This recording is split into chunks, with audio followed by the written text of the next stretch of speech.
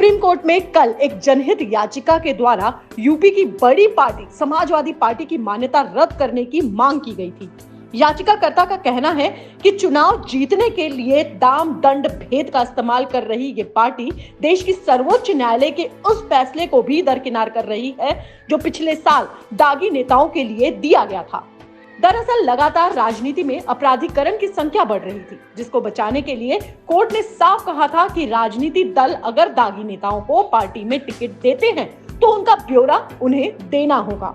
किसी तरह सत्ता जीतने की चाह रखने वाली समाजवादी पार्टी के 3-5 का गणित जनता पिछले कई समय से देख रही है, लेकिन अब जब टिकट में कैराना विधानसभा सीट के लिए पार्टी ने नाहिद हसन का नाम आया तो कैराना से समाजवादी पार्टी के उम्मीदवार नाहिद हसन ने पुलिस के सामने सरेंडर कर दिया।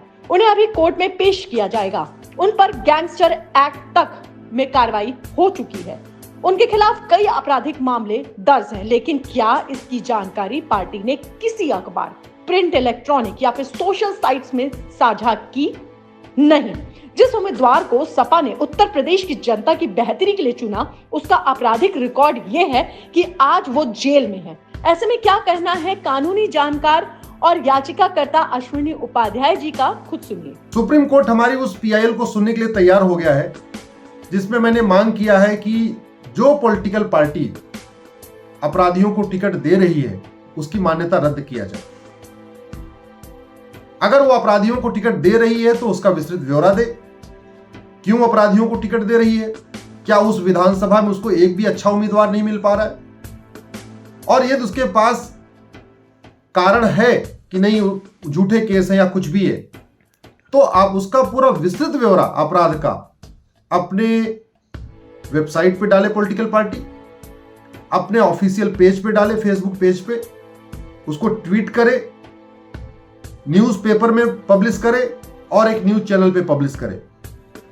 और जो पॉलिटिकल पार्टियां ये 5 कार्य नहीं कर रही हैं, अपराधियों का ब्यौरा अपने वेबसाइट पे नहीं डाल रही है, न्यूज चैनल पे नहीं डाल रही है, न्यूज़पेपर में पब्लिश नहीं कर रही है, ट्विटर पे नहीं शेयर कर रही है, फेसबुक पेज पे नहीं शेयर कर रही हैं, उनकी मान्यता रद्द होनी चाहिए।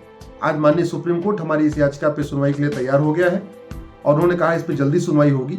मैं आशा करता हूं कि राजनीतिक दल कम से कम अच्छा उम्मीदवार ढूंढेंगे, अपराधियों को टिकट नहीं देंगे, क्योंकि विधानसभा, लोकसभा लोकतंत्र का मंदिर होता है। वहां अपराधियों की जरूरत नहीं, अच्छे, ईमानदार, बुद्धिमान देशभक्तों की जरूरत है जो अच्छा कानून बना सके।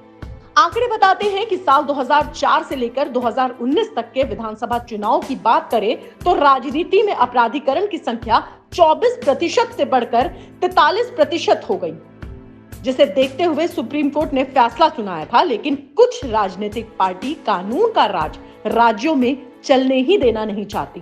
खैर, अब देखना है कि जो चुनाव आयोग ने सुप्रीम कोर्ट के आदेश का पालन करने की बात कही थी, वो क्या अब इस पार्टी की मान्यता को रद्द करने की दिशा में भी काम करेगी?